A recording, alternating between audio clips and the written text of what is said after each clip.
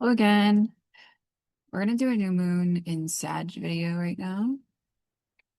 I haven't been making these like as videos at all. I've just been writing.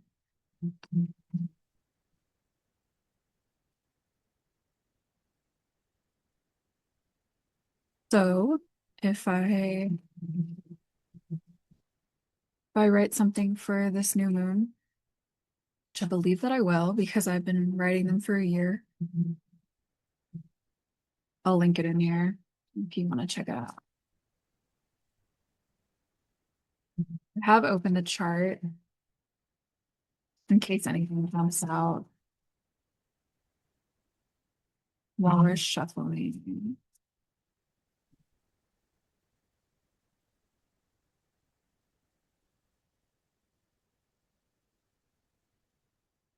The sun and the moon are squaring. Is that right? Yeah, they're squaring Saturn and Neptune right now, both in Pisces. And I'll tell you some about that in a minute. But the boar and the pumpkin confidence really connecting with who you are in this moment. And it's not about who you want to be in the future, but like who you are right now and standing within that. There's something about that. It's coming out really cliche, but and I'm not doing it justice. It feels a lot deeper than what I'm saying. But I trust you to go with that and place that where it needs to go. So the Saturn and Neptune thing I was talking about, new moons are often new beginnings. And it doesn't necessarily mean that it's very action orientated. It can be, but for a lot of people, new moons are a time of darkness, of exploring kind of underworld themes. People can feel off for a few days. That's really normal stuff. But within the new beginnings, watch out for. So Sagittarius is big picture stuff. It's the search for the truth. The guy is a centaur and he has this bow and arrow and he's on this quest for meaning, basically. The house that Sagittarius rules is the ninth house, and all of this stuff is related to the search for meaning. It's philosophy, spirituality, religion, publishing, law, higher education, furthering your awareness of basically anything. That's kind of a Sagittarian pursuit. The polarity of Sagittarius is Gemini. Gemini is usually focused on the details and the little bits of information and gathering those up, while Sagittarius is more about the big picture. What I'm trying to say here is be aware that with Sagittarian stuff, you can end up in a place where you're like,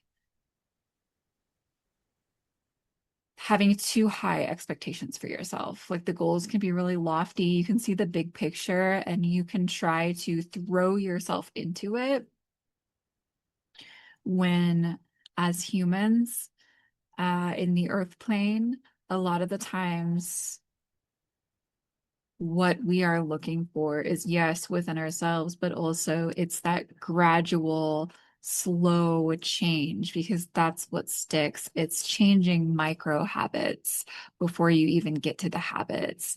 And that can be really frustrating when you have a moment like this where it's new beginnings.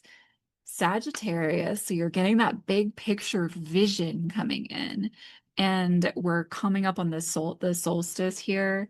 Sagittarius season is a little crazy like that. It's this fire for us Northern Hemisphere people in the middle of winter. And it's kind of just out of place. Um, in a way that can feel really good and like this extra jolt of energy because we start to see the vision ahead of us for the next year and the direction that we're heading in. But just be careful not to, I don't want to say get carried away because I want you to reconnect with your imagination. I want you to dream big. I want you to have those really big visions for yourself and to really connect with what it is that you want and what you want to bring into this world through you, what is asking to be co-created through you. I don't want to put any kind of limitation on that. I just want to bring your attention toward the tendency for a lot of us to have really high expectations of ourselves in certain ways that are simply unrealistic. And to, if you're going to do comparison, only compare to yourself. All of us have vastly different circumstances, environments, capabilities. A lot of the times we're talking about things and we're taking these ideas about how to live our lives, we're taking them completely out of context. And we can really judge ourselves harshly, and others, of course. But this is, all this stuff is really about you. Okay, so the Saturn Neptune thing are going to sort of amplify some of that delusional energy around your expectations of yourself and potentially others. Saturn can, it depends on how you react to him.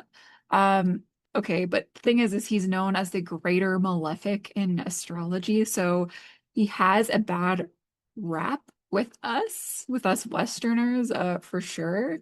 And I mean, even in Vedic astrology, he's not necessarily popular. Um, yeah, that's a different video, but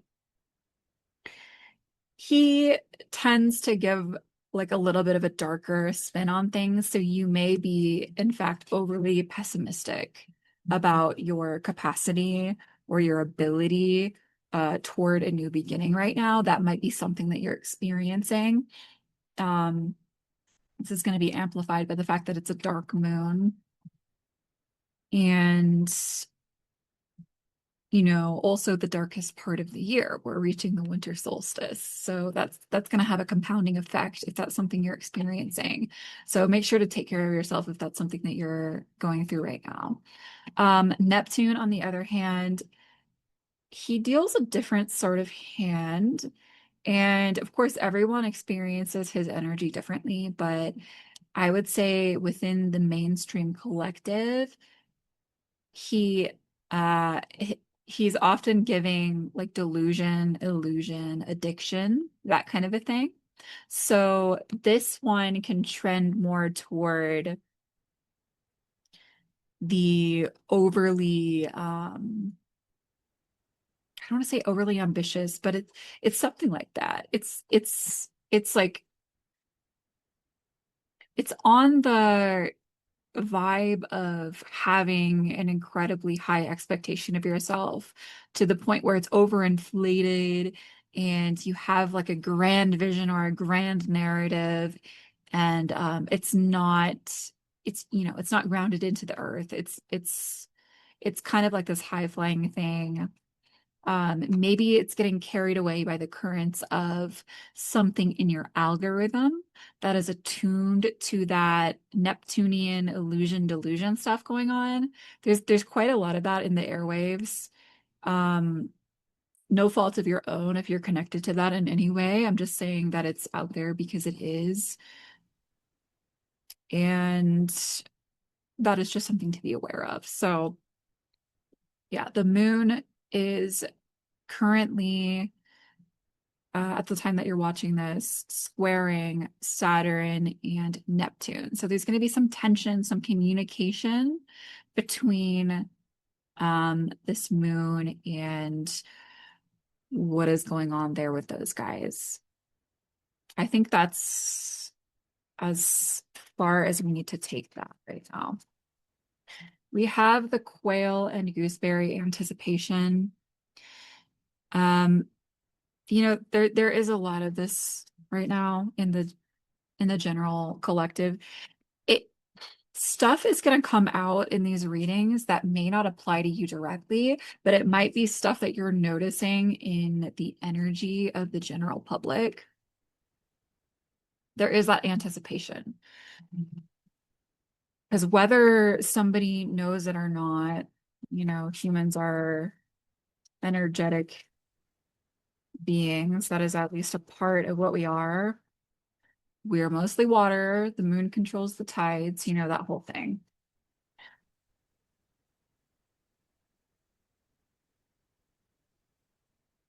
I'll tell you right now, it's a really good time to invest in yourself, and to call your attention back to yourself.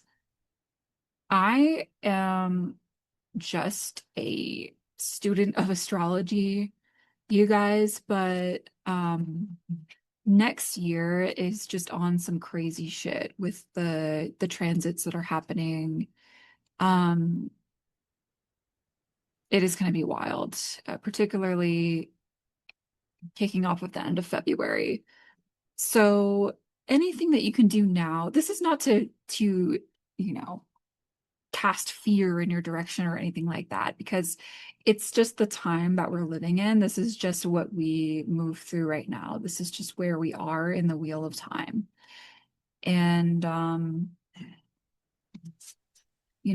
there are things to change. There are things to get ready for. And all of that is something that can only come from inside of you. And of course, cultivate friends and family and community around you that want to also, prepare and to support you and to be supported. Communication,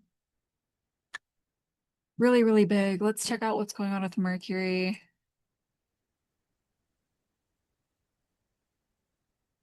What is he doing? Okay, so Mercury's in Sagittarius and is squaring off with the nodes.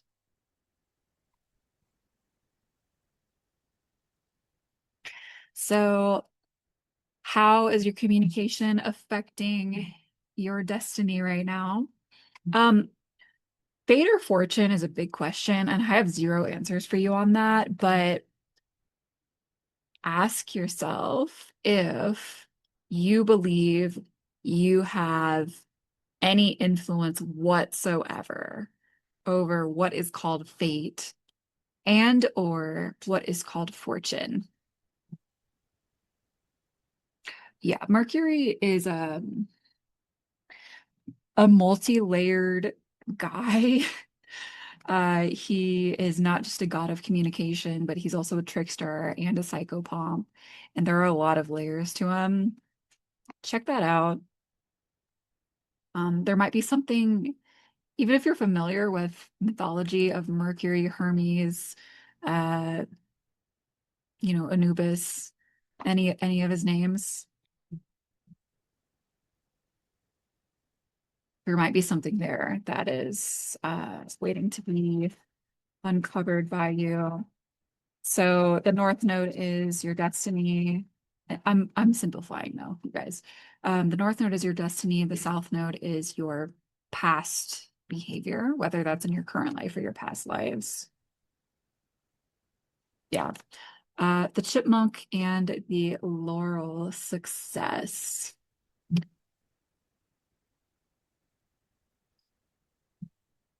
Whatever your beliefs are about fate and fortune and your influence on those things directly affects your what you would call success. And of course, you have to define what those things mean for yourself, but I just somebody needed to hear that.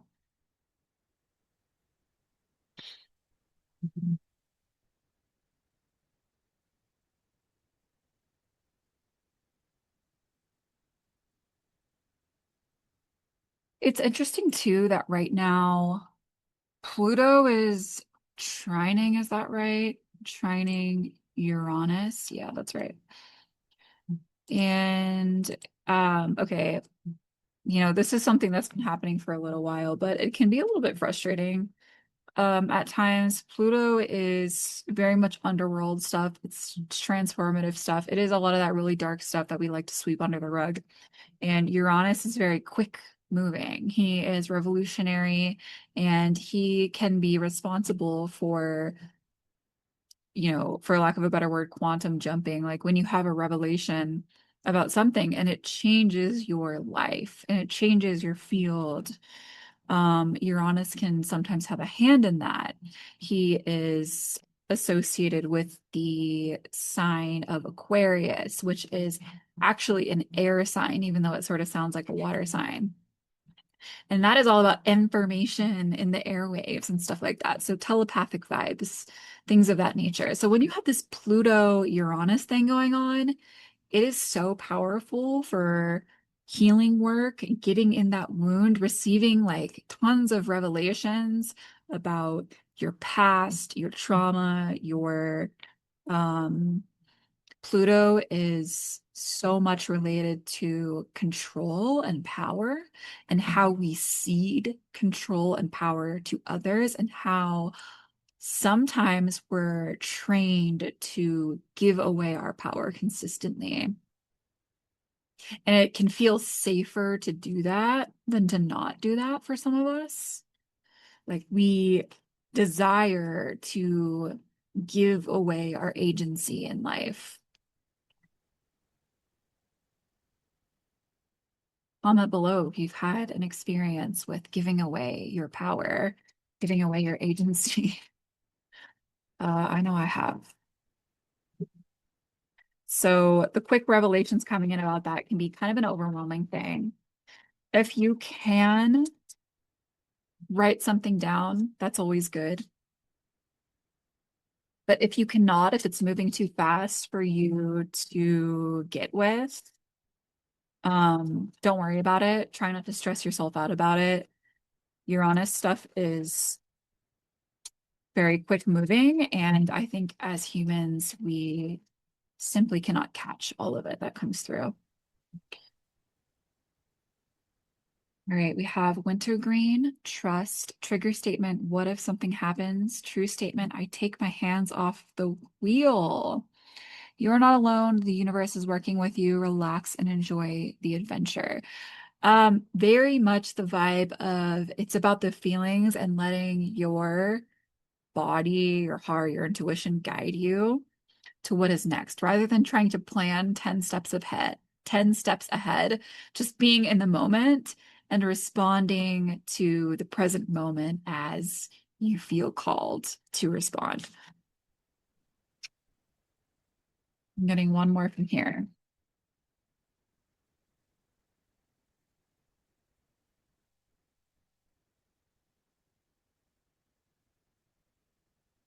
Okay, I got two more. Bergamots, trigger statement, I am not enough. True statement, I love myself. Keyword expansion. Your tender heart is in need of care. Know that your body is here to help you experience a miraculous life and embrace it. This is actually giving a little Jupiter and Cancer vibe right now. So let's see where he's at.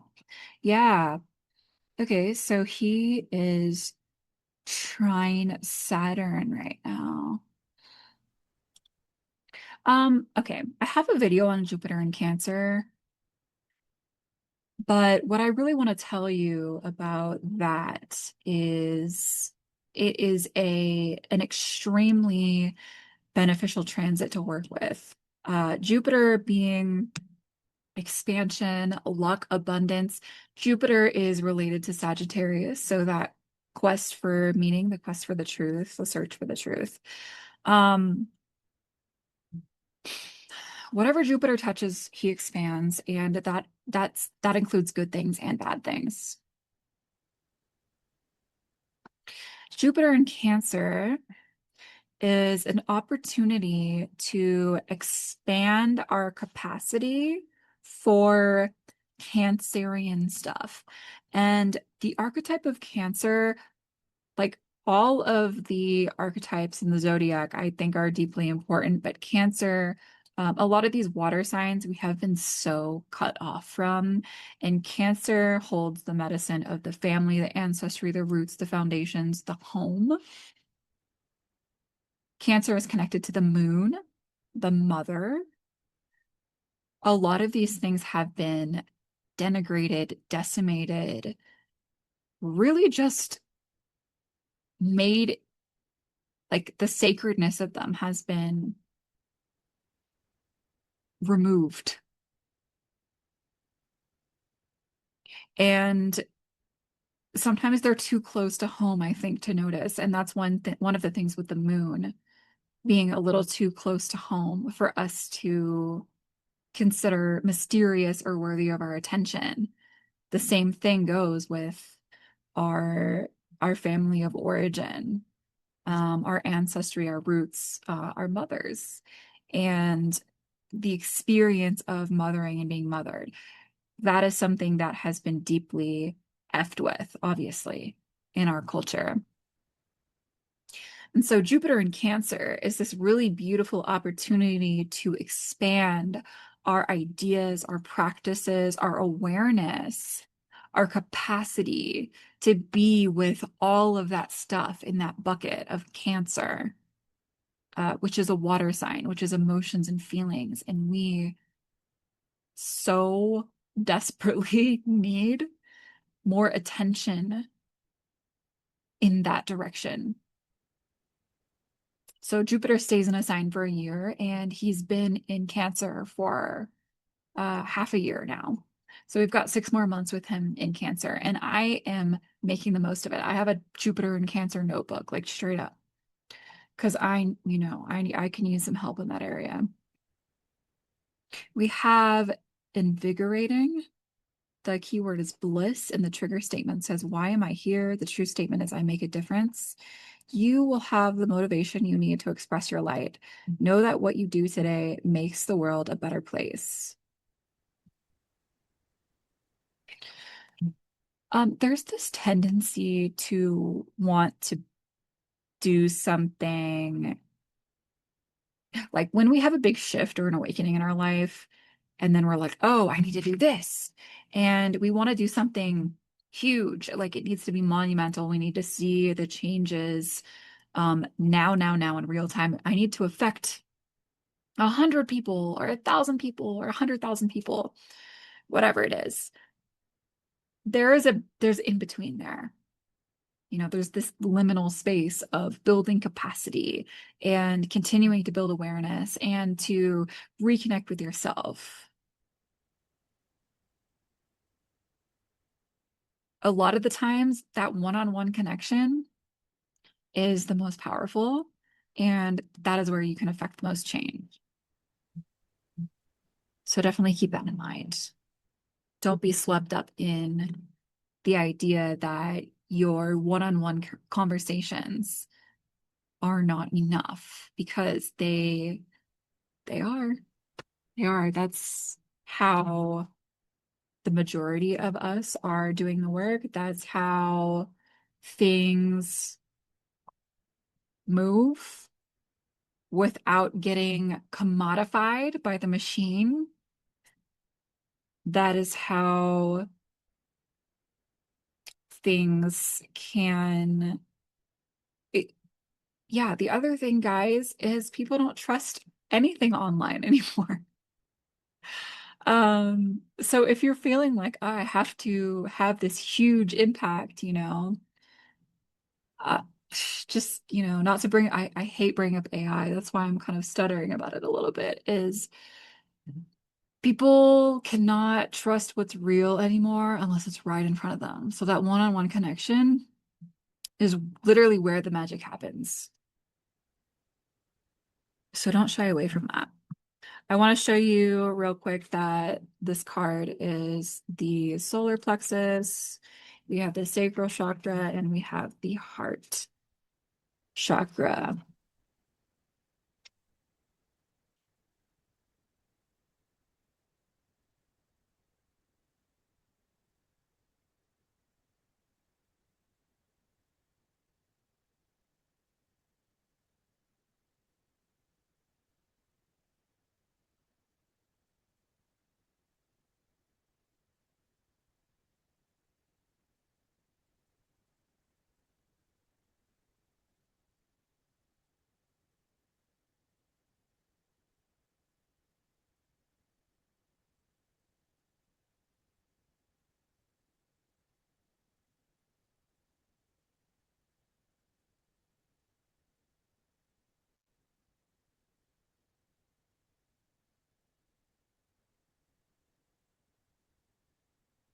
Okay, we have the nurse log and the crossroads.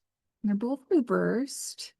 So I'm taking that to mean that you might have some hesitancy about both of these things. The nurse log is about something that appears to be dead or dying, but it is still giving life, providing nutrients to the ecosystem around it in some way. So you might be aware that something in your life is dying, but it doesn't mean it was all for nothing. It doesn't mean that you are losing the time that you spent on this in any way or the energy. That was all required for you to go through before you could even come to this crossroads. This crossroads wouldn't have even appeared in your life if you hadn't been through this situation.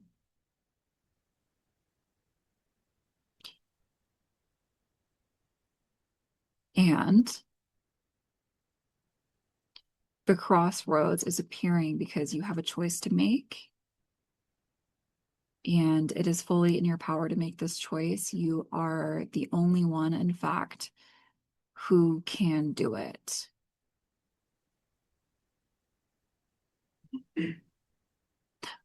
What's the issue with the crossroads? Why are you feeling hesitant about the crossroads?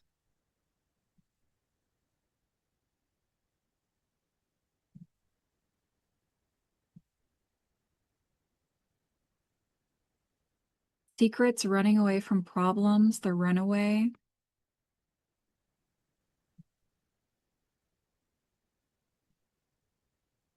There's a key up here.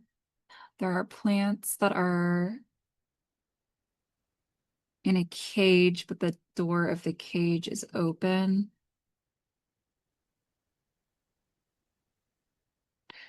Um, is there something that you're worried about being revealed when you make this choice? Or is it just that you still fear your own power or your own agency to some extent? And that's not to shame you, that's a very normal thing, by the way. But asking yourself that question could be really good. Do I fear my own power? Do I fear my own agency? A fear of success is far more common than a fear of failure. That's not a well-known fact, but it's true. You get to define success, but a lot of people do not feel adequate or ready to experience whatever they would define as success. And so they can spend time chasing these alternate versions of success that are not really what would actually fulfill them.